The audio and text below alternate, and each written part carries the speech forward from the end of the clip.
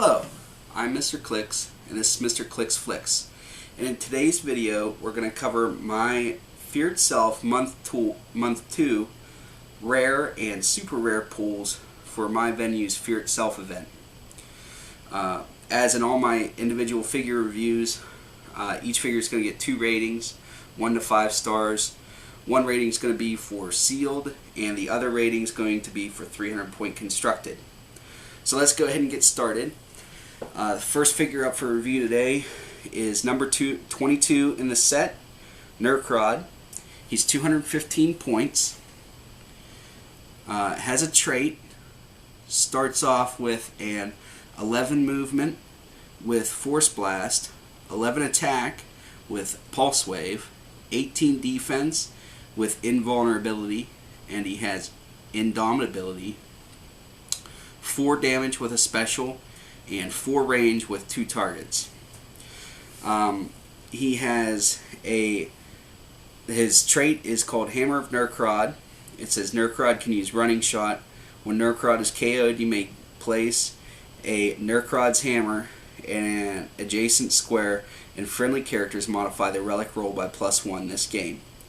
So that's pretty good. Traded Running Shot's always a good thing, especially with his Pulse Wave. Even though you have to have your range with Pulse Wave, that's still 4 damage. That means you're going to have a good chance at getting a single target. And also, if he does happen to fall, you can place his hammer, and it'll give at least +2 to the attack, plus whatever the hammer does for your friendlies. Now, what really makes him worth his points is the special that's on his damage. It's called Undersea, and it says, when Nerf Rod occupies water terrain, modify his damage value by +1, and his range value becomes 10.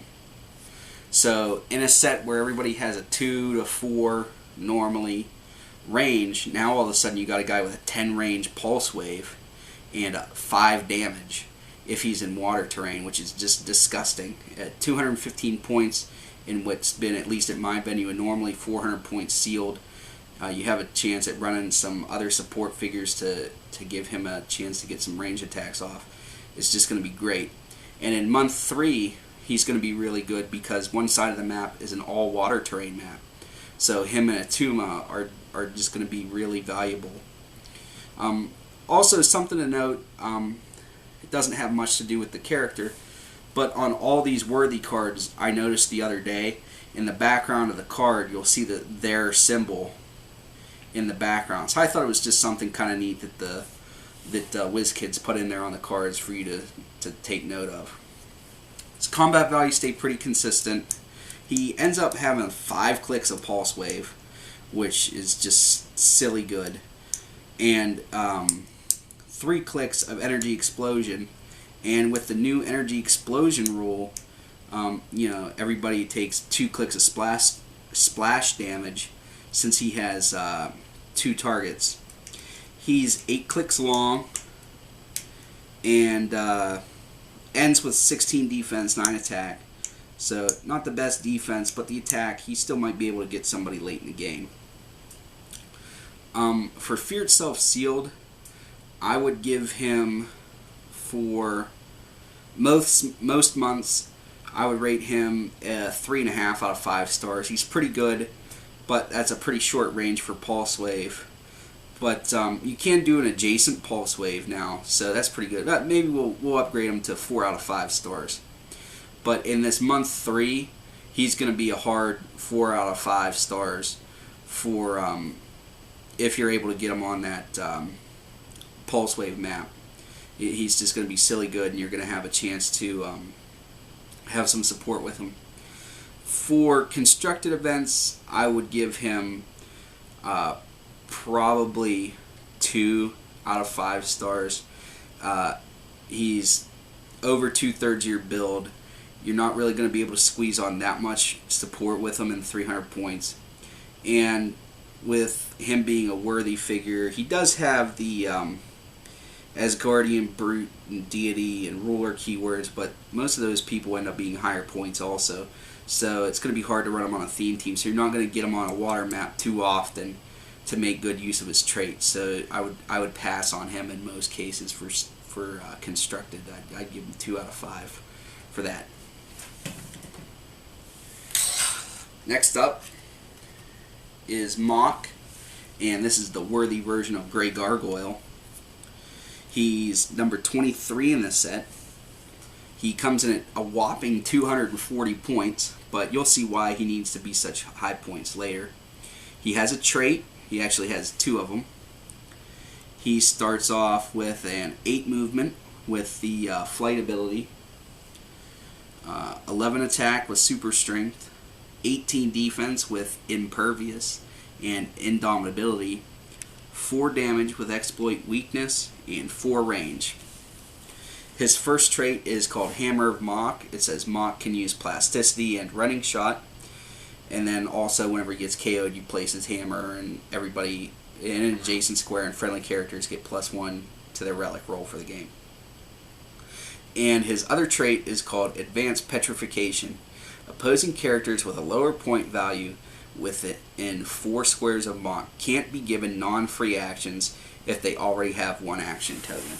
So that's huge for if you're playing against somebody with a utility belt and they already have 2 action tokens on them, like say it's a hero for hired person, and they try to free action over there, they can't do it because they already have at least 1 action token on them, and they can't be given a free action. Same thing with team bases. It would, if the team base happens to be less than 240 points, he would shut that down, which is why I think they made him so high on points, so that he'd be a higher point than a lot of figures. He has the revert, which all the worthy figures have. I forgot to talk about it with Nerf Rod, but he has it on one also. Combat values stay pretty consistent.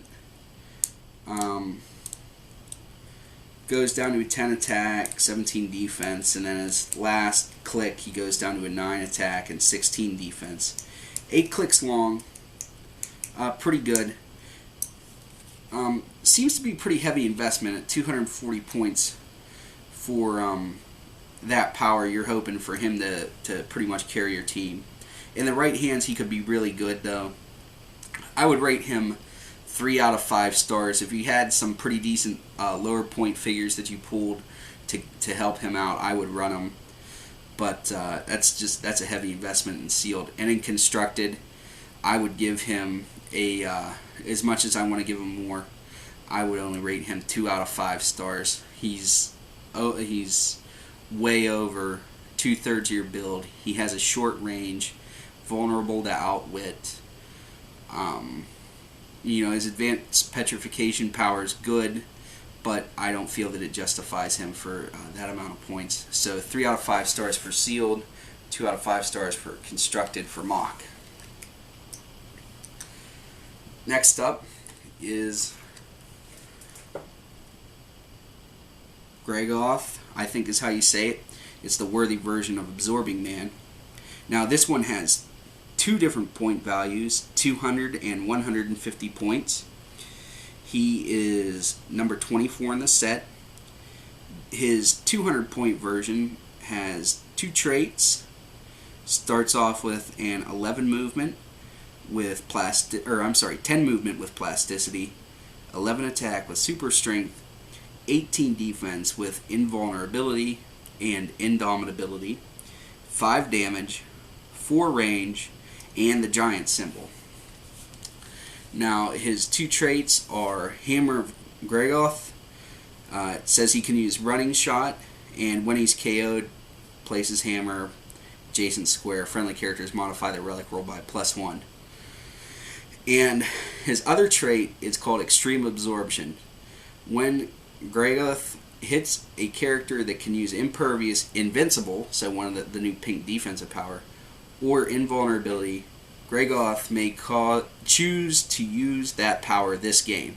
So the whole game. So if you're able to hit somebody the first turn of the game for Impervious, you can use it the rest of the game. His combat values stay pretty consistent. He does have some things that I didn't think an Absorbing Man would have, like he has Range Combat Expert and Perplex, which I'm not going to complain about. They're nice to see. 8 clicks long at 200 points. So it's pretty good. For 200 points in sealed, if you pull him with Skern, I would say run the 150 point version of him, or 200 point, depending on how many points your venue is using, and Skern, and just get a hold of her 8 range, 3 damage pulse wave, and his range combat expert and perplexes, and just go to town. But if you just pull him, I would rate him at 200 points at probably 4 out of 5 stars. He's about half your build, so that leaves you plenty of room to get somebody in there with a little bit better range. He has some supportive powers to help you out. He's going to be able to stay in the game for a little bit. The giant size sometimes is a hindrance, but I've found in sealed it really helps. In constructed, I would give him at 200 points, I would probably give him 2 out of 5 stars. Short range, giant size, vulnerable to outwit. Yes, he can have a traded defense, which is pretty good. Okay, but he's still 2/3 of your points, and he's only 8 clicks long. And Pulse Wave, which a lot of figures are going to have in 300 point constructed, is still going to ignore his defense. Now, his 150 point dial is actually, I like it more. You do give up 1 movement and 1 damage, so he starts off with a 9 movement with plasticity, 11 attack with super strength, 18 defense with toughness, and 4 damage with perplex. But I feel with his extreme absorption power, where you can get traded, where you can hit somebody with impervious and get that power, I like this better. Pay 50 points less, you're only losing 2 clicks of life. You're only losing 1 in the movement and 1 in the damage slot, but he still has perplex, so he can help himself out. I like it a lot. So he ends up being 6 clicks long on his 150 point dial. For 150 points, I would rate him 5 out of 5. 5 out of 5. He ends up being really good. You still have a lot of points left over. He's a great harassing tie-up piece. 5 out of 5 for sealed. And I would rate him probably 2.5 out of 5 for constructed. He's still half your points, but he's a great tie-up figure, and will draw a lot of attention from hopefully a ranged guy that you have on your team. And his perplex will be able to help your other guy. And he also has that revert click that all the worthy versions have. He has it on click 5 is the first place it shows up. But there's not a modern age absorbing man yet. However, I did see in a preview for Invincible Iron Man set there's going to be a new absorbing man in it. So hopefully he'll be good and worth reverting to. So that's Gregoth. Next up is one of my favorites from the set, Kurth. He's number 26 in the set, 199 points, has improved movement, has a trait, has 11 attack, 11 movement, his attack has super strength on it, 18 defense with impervious, and he has indomitability, 5 damage with a special.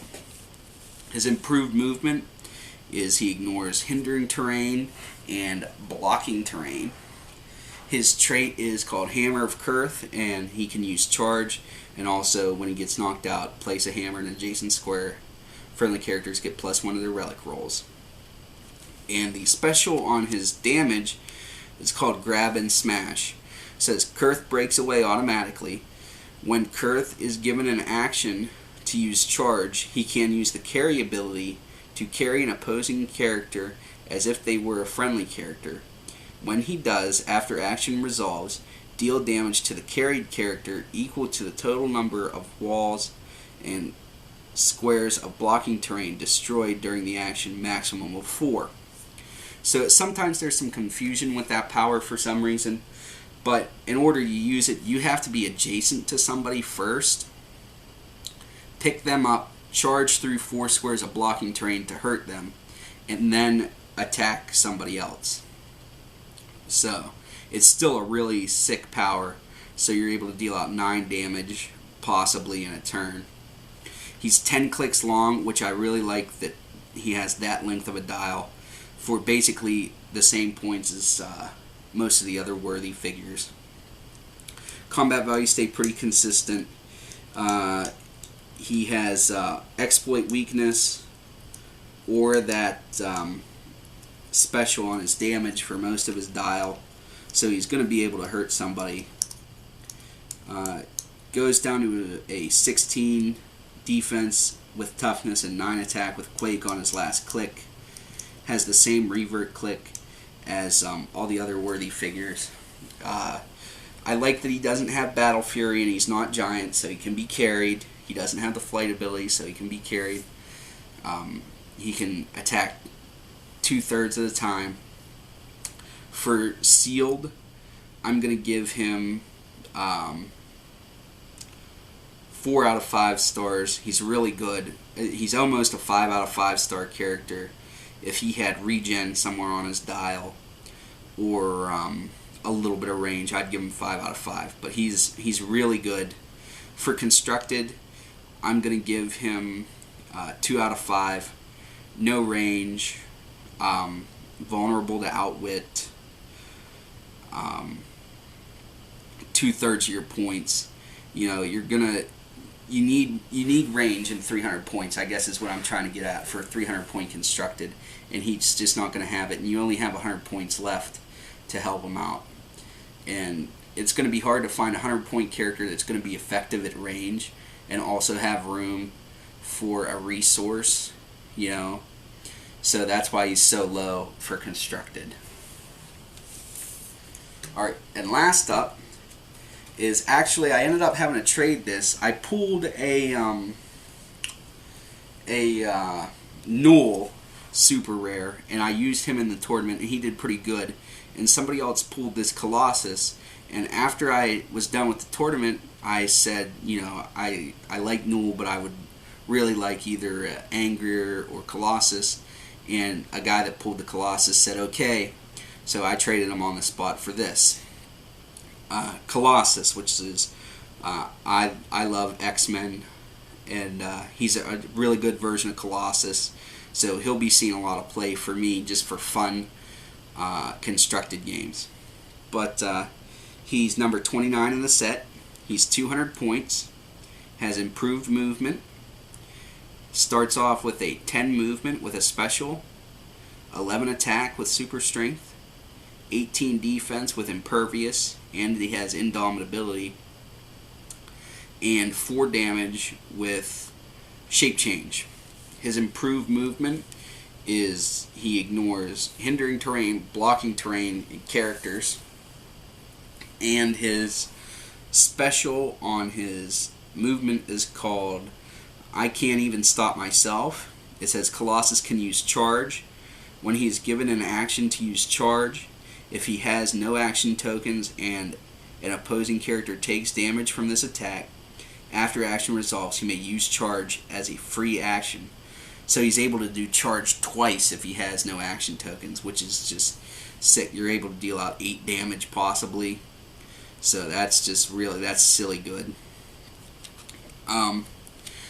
And I've seen a lot of games where people use him. He doesn't even get off of his first click because he has sort of like double protection. He has shape change, so you might not even be able to target him. And he has impervious, so if you're able to make it through the shape change, not everybody always makes it through the impervious. So he's really tough. His dial has steady decline, never drops below 3 damage except for the last click. Never drops below a 9 attack. He has 10 attack most of his dial. On his last 2 clicks, click 8 and 9, he does have regen. So that would make it so that you'd be able to heal up to click 4 if you got a 6 on your regen roll, which is still a 9 movement with the special, 11 attack with super strength, 17 defense with impervious, and 3 damage with exploit weakness. So you could hit somebody for 5 damage with an object penetrating with him. For sealed, everything that I complained about with Kurth, this guy has. He has the little bit higher attack, 2 versions of defensive powers, the regen, which is really what I thought Kurth had as a shortcoming. He has a lot of staying power. I've seen people pretty much just use him on their team and leave everybody else on their team hang back and decimate. I would give him, if you pulled him in sealed, 5 out of 5, 200 points. He's only going to be half your build, at least at my venue. Great figure. I can't say enough about him. For constructed, I would give him 2.5, almost 3 stars. He's 2/3 your build, but he has 2 different powers that you're going to have to outwit if you want to hurt him. He's able to attack 2 out of 3 times. He gets two attacks off, possibly. So he'll get 3 attacks and then have to rest if he uses his charge and he makes all of his rolls.